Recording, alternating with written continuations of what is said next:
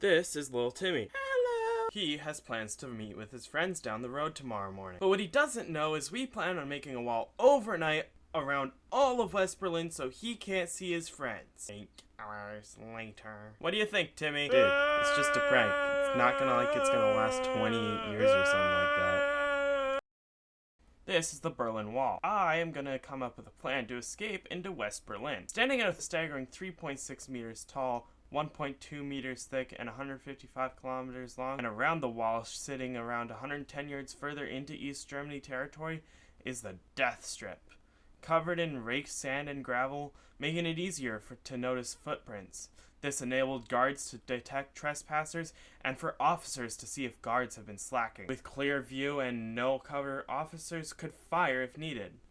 It also had 300 watchtowers all around the wall, stationed every 250 meters, with over 20 bunkers filled with armed guards. These soldiers were ordered to shoot if they were unable to stop the escapee.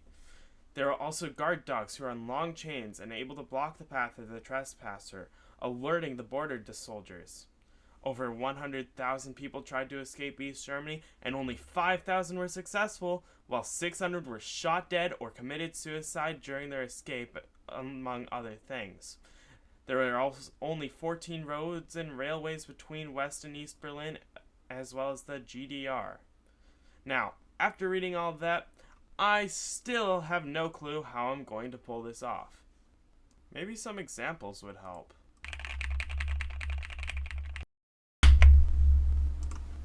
This is an image of Austrian Heinz Meixner, I can't say that last name, who is driving a convertible under the gate, bringing his love of his life, Margaret Thurau, and her mother to West Berlin.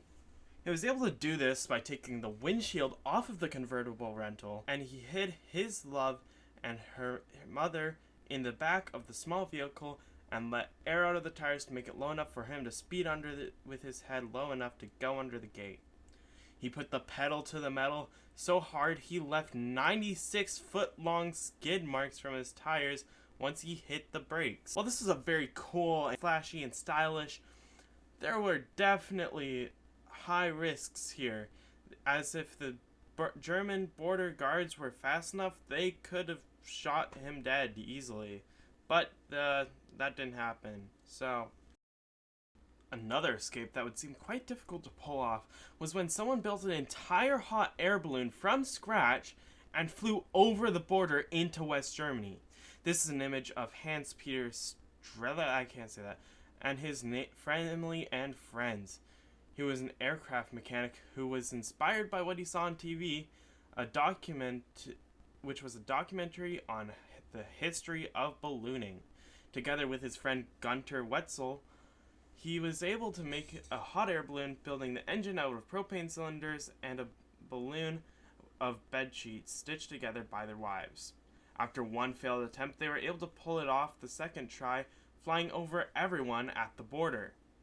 This one was quite impressive, with very little risk, and some decent speed. I would love to try this, except I have no idea where to begin, especially since I have no experience in flight nor experience in creating things like an engine. One of the most successful escapes was of a tunnel, named Tunnel 57.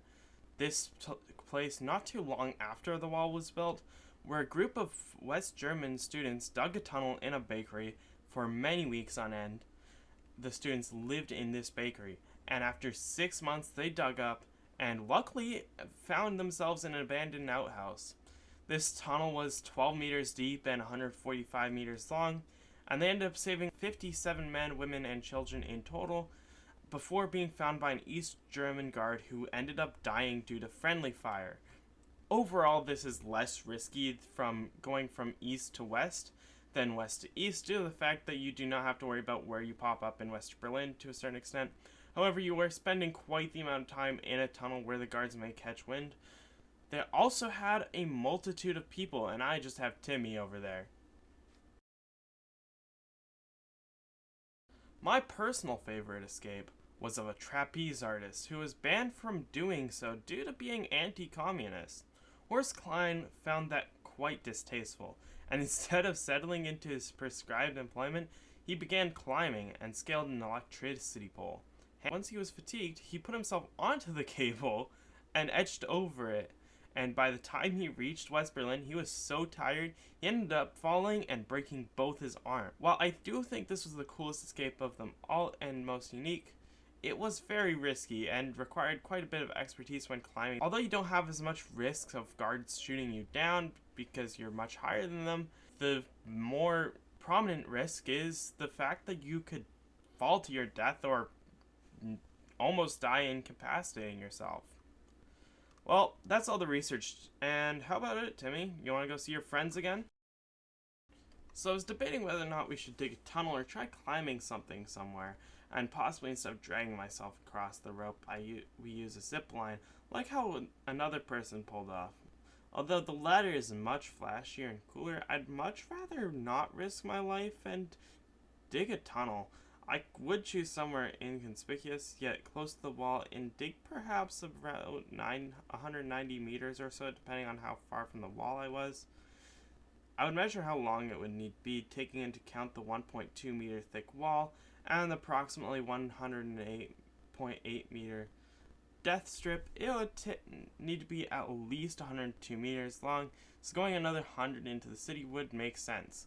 Considering the extra length compared to the 145 meters the students did in half a year, they dug around 25 meters a month. So if I added an extra 50 meters, I would be sitting at 8 months total work if I was as efficient as the students.